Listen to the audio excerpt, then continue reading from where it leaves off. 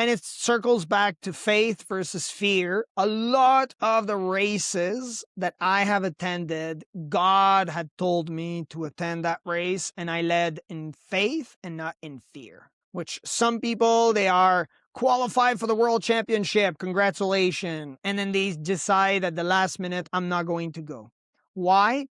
For some X and Y reason that sometimes is not in alignment. Maybe they were called to be at that world championship and they decided not to.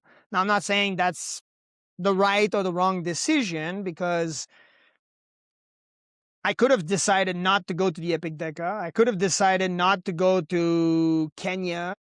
I could have decided, that's fine. But how is God speaking with you? And is it really God that is speaking with you? Why did you qualify? Why are you placed in this position? You have to ask those questions seriously so that you can live in faith.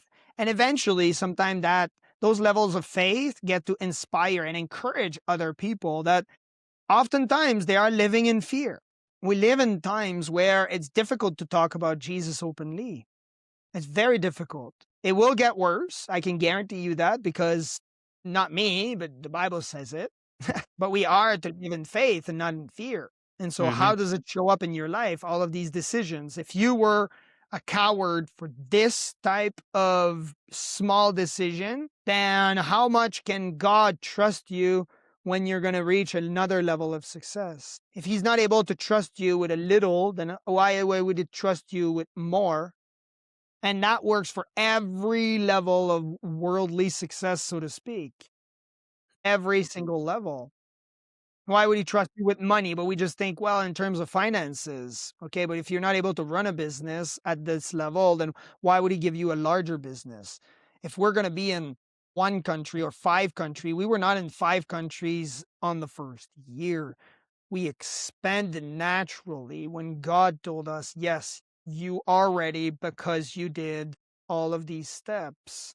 So, and right now we're not growing.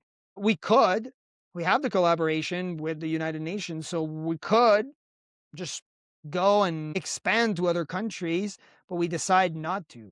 And the reason is because God did not say it. We cannot stretch too much our resources. We need to look at the facts and the logic, and so that's part of it. Yeah. Yeah, no, definitely. I think you're definitely onto something there with walking in obedience to the Spirit and truly seeking the Lord. I think that is pivotal in the Christian walk.